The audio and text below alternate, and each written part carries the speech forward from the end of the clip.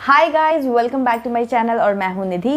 दोस्तों, आज के वीडियो में हम बात करने वाले हैं प्रेगनेंसी में होने वाले वाटर ब्रेक के बारे में। अगर आप प्रेग्नेंट हैं तो आपने बहुत सारी स्टोरी ऑलरेडी सुन चुके होंगे। आप किसी ना किसी को वाटर ब्रेक हुआ, फिर ऐसा हुआ वैसा हुआ, क्योंकि मैंने भी ये चीज़ें फील की हैं, एक्सपीरियंस की है, इसलिए आई एम श्योर कि आपने ज़रूर सुनी होंगी। और अगर आपने नहीं सुनी है कोई स्टोरी वाटर ब्रेक के बारे में तो आप जाकर के मेरी प्रेगनेंसी स्टोरी का वीडियो देख सकते हैं। वहाँ पर आपको पता चलेगा कि मेरा भी वाटर ब्रेक हुआ था, फिर मैंने क्या किया, क्या कुछ हुआ। बहुत ही इंटरेस्टिंग सी स्टोरी है। अगर आपने नहीं देखी है तो वो वीडियो ज़रूर वॉच कीजिएगा।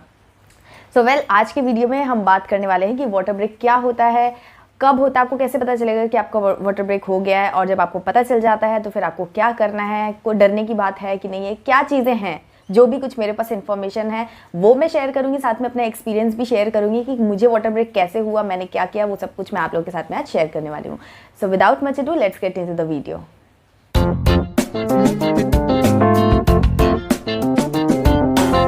तो चलिए सबसे पहले जानते हैं कि वाटर ब्रेक एग्जैक्टली होता क्या है।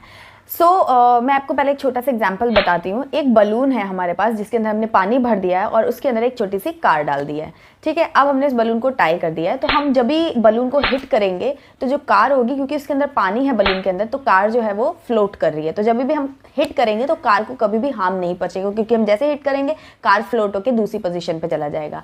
बेसिकली जो बलून है यहाँ पर वो होता है एमनियोटिक सैक। जो हमने पानी भरा है उसको बोलते हैं एमनियोटिक फ्लूइड, और जो हमने कार डाली है वो है हमारा बेबी। वूम के अंदर जो बेबी है वो बेसिकली एक एमनियोटिक सैक के अंदर पानी भरा होता है और उसके अंदर बेबी जो हमारा होता है वो फ्लोट करता रहता है। तो एमनियोटिक सैक जो है वो बेबी को कुशनिंग प्रोवाइड करने के लिए या उसको सिक्योर करने के लिए कि आपको कहीं भी चोट वोट लग जाती है या आप सोते हैं दब जाता है आपका टमी, या जो भी चीज़ें एक्सटर्नल जो भी फोर्सेस आते हैं उनसे बचाने के लिए बेबी जो होता है वो एक एमनियोटिक सैक में होता है। और उसके अंदर जो फ्लूइड होता है उसको बोलते हैं एमनियोटिक फ्लूइड या एमनियोटिक वाटर। तो जब ये जो है बेबी, जब तक ग्रोथ प्रॉपर नहीं हो जाती है बेबी की, बेबी उसके अंदर ही रहता है। लेकिन जब बेबी की प्रॉपर ग्रोथ हो जाती है and baby is ready to come out, तो फिर ये जो एमनियोटिक सैक है ये कहीं से रप्चर किया जाता है, मतलब कहीं से, अगर अपनी देसी भाषा में बोले तो ओपन, या वहां से वो खुल जाता है और उसके बाद जो भी लिक्विड है वो निकल जाता है और हमारा बेबी भी आ जाता है। ये एक प्रोसेस है। तो ये जो ब्रेकेज होता है ना एमनियोटिक सैक के अंदर, उसको बोलते हैं वाटर ब्रेक, यानी कि ब्रेक हो गया, सैक जो है वो रप्चर हो गया और वहां से पानी जो है वो निकल रहा है, इसलिए इसको वाटर ब्रेक बोला जाता है। ये बेसिकली जब होता है तो उसके बाद डिलीवरी करनी होती है, क्योंकि जब तक ये एमनियोटिक सैक में बेबी है तब तक बेबी सेफ है। जैसे ही वो एमनियोटिक सैक से निकल जाएगा तो कुछ भी होगा बेबी को तुरंत, मतलब वो एक तरह से हार्म पहुंचने का बहुत ही ज़्यादा प्रोन हो जाएगा जो बेबी है। इसलिए जब भी वाटर ब्रेक होता है तो उसके बाद डिलीवरी करनी होती है। तो चलिए अब बात करते हैं कि वाटर ब्रेक कैसे होता है और वाटर ब्रेक होने के बाद आपको क्या करना होता है। ये सारी चीज़ें हम डिस्कस कर लेते हैं। जब आप अपने थर्ड ट्राइमेस्टर में एंटर करते हैं ना, तो आपको थोड़ा सा अटेंटिव होना चाहिए अपनी बॉडी के रिएक्शंस पे कि क्या क्या चल रहा है। क्योंकि थर्ड ट्राइमेस्टर के बाद मतलब जब आपका स्टार्ट होता है, 7 मंथ कंप्लीट होता है, 8-9 मंथ आपका चलने लगता है, तो बहुत सारी चीज़ें आपकी बॉडी में चेंजेस आने लगते हैं। लाइक आपको वजाइनल डिस्चार्ज भी होता है और कुछ लोगों को यूरिन लीकेज भी होता है, और अगर आपको वाटर ब्रेक हुआ है तो वो भी कुछ उसी तरीके का रहता है। आपको थोड़ा सा अटेंटिव होना होता है कि आपको कौन सी चीज़ हो रही है। आपको कन्फ्यूज़ नहीं होना, क्योंकि ये तीनों चीज़ें जो है ना वो दिखने में लगभग सेम सी रहती हैं, लेकिन थोड़ा थोड़ा सा डिफरेंस होता है। विजाइनल डिस्चार्ज जो होता है वो थोड़ा सा स्टिकी होता है, म्यूकसी होता है, और जो आपका यूरिन अगर लीकेज हुआ है तो वो स्मेली एंड येलोइश होता है। लेकिन जो आपका अगर वाटर ब्रेक हुआ है तो वो जो वाटर एमनियोटिक फ्लूइड जो लीक करता है वो बहुत ही ट्रांसपेरेंट होता है, उसमें कोई स्मेल नहीं होती है, कुछ कलर नहीं होता है। वो आपका रहता है। और ये आप को मतलब किसी किसी को अलग अलग एक्सपीरियंस रहते हैं। किसी किसी को एकदम से फ्लो जो होता है वो बर्स्ट हो जाता है, एकदम से बहुत ज़्यादा कंटिन्यू जो लिक्विड है वो निकलने लगता है। किसी किसी को थोड़ा थोड़ा रुक रुक के एमनियोटिक फ्लूइड जो होता है वो लीक करता है, और किसी किसी को स्लो स्लो करके वो कंटिन्यू रहता है लेकिन स्लो स्पीड से लीकेज होता है। इट डिपेंड, एक्चुअली होता क्या है कि जो बेबी है, अगर बेबी का जो सैक रप्चर हुआ है, बेबी का हेड अगर आकर के वहाँ पे ब्लॉक करता है तो आपका जो लिक्विड है वो ऑन ऑफ, क्योंकि बेबी फ्लोट कर रहा होता है ना वहाँ पर, तो अगर वो जैसे जो हाथ से रप्चर हुआ है, अगर वहाँ पे उसका हेड फिक्स हो जा रहा है तो आपको लीकेज बंद हो जाता है। अगर वो पूरा हट जाता है तो बहुत ज़्यादा फ्लो बढ़ जाता है। अगर वो आधा उसको ब्लॉक करता है तो थोड़ा थोड़ा, मतलब ये इस तरीके का कॉन्सेप्ट है जो आपको समझना पड़ेगा। इसीलिए किसी का भी फिक्स नहीं है कि वाटर ब्रेक हो रहा है तो आपको इस स्पीड से अगर लिक्विड आ रहा है आपके वेजाइनल एरिया में तो आपको वाटर ब्रेक हुआ, ये फिक्स नहीं है। हर किसी का अलग अलग एक्सपीरियंस रहता है।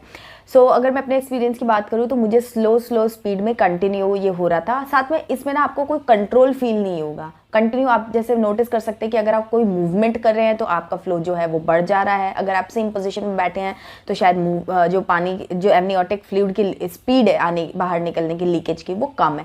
सो ये सब चीज़ें आपको ऑब्जर्व करनी है। उसके बेसिस पे आपको जब भी ऐसा कुछ फील हो तो आपको घबराना और टेंशन लेने की ज़रूरत नहीं है। आपको सीधे अपने गायनेक से डिस्कस कर लेना है फ़ोन पे, या फिर आप उनसे जाकर के मिल भी सकते हैं। एक चीज़ और भी है कि जैसे मेरे मन में जब था कि वाटर ब्रेक हो गया तो मैं एकदम से टेंस्ड होने लगी कि अरे अब क्या होगा, मैं थोड़ा घबरा गई थी।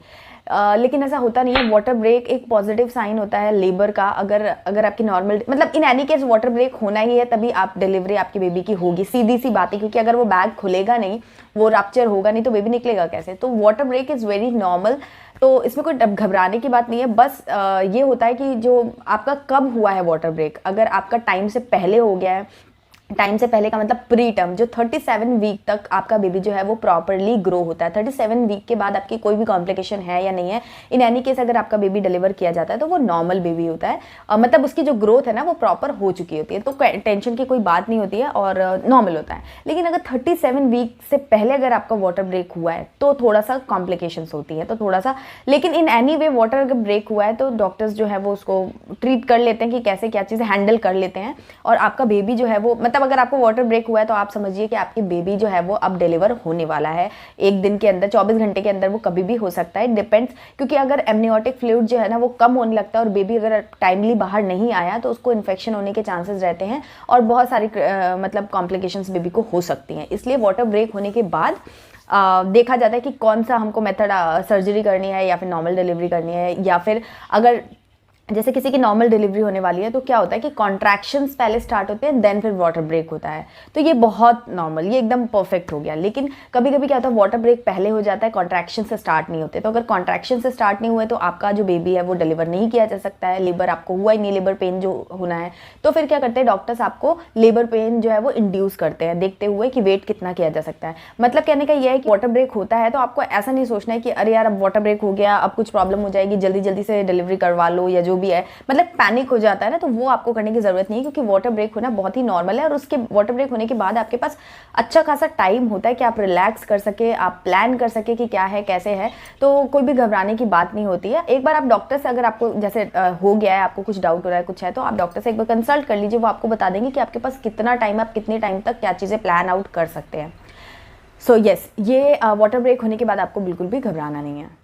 चलिए मैं आपको अपना एक्सपीरियंस भी बता देती हूँ कि मेरे साथ क्या हुआ था जब मेरा वाटर ब्रेक हुआ था, कब हुआ था, सब कुछ मैं आप लोगों को आज बताती हूँ, समझाती हूँ।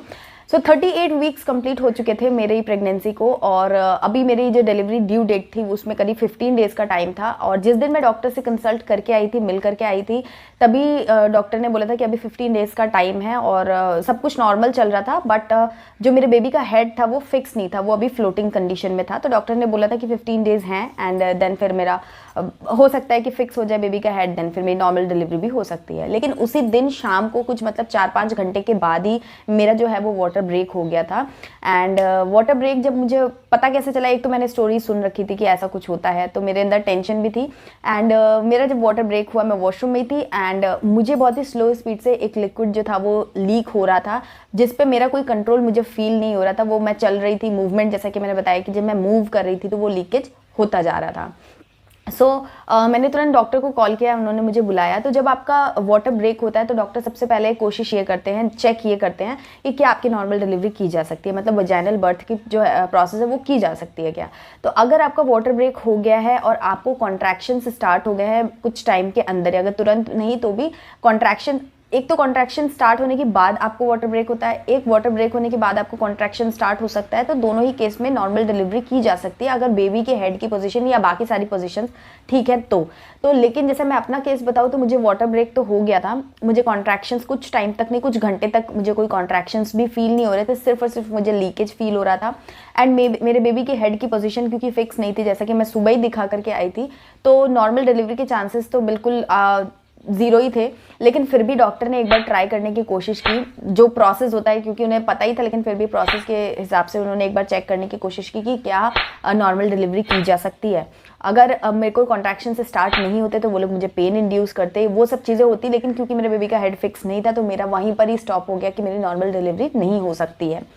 सो मुझे फिर सर्जरी के लिए रेकमेंड किया गया कि अब सर्जरी ही कर देना ज़्यादा सही है।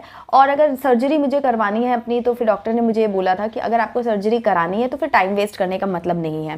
तो यहाँ पर मैं एक चीज़ बोलना चाहूँगी कि अगर आपकी नॉर्मल डिलीवरी की कंडीशन होती है, मान लीजिए सब कुछ सही है, नॉर्मल डिलीवरी की पूरी जो भी कंडीशंस है आपके वो पूरी हो रही हैं, बट आपको कॉन्ट्रैक्शंस नहीं हो रहे, तो डॉक्टर पहले वेट करते हैं कि आपको कॉन्ट्रैक्शन मतलब पेन जो है वो स्टार्ट हो जाए।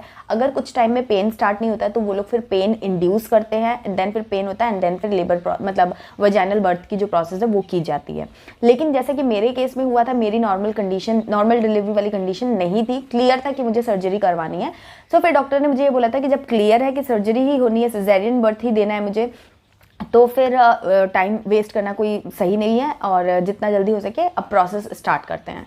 क्योंकि जो एमनियोटिक फ्लूइड लिक्विड जो है वो बेबी के लिए इंपॉर्टेंट होता है, और धीरे धीरे वो जब लीक करते करते ख़त्म हो जाएगा तो फिर जो सिचुएशन है वो क्रिटिकल होने लग जाएगी।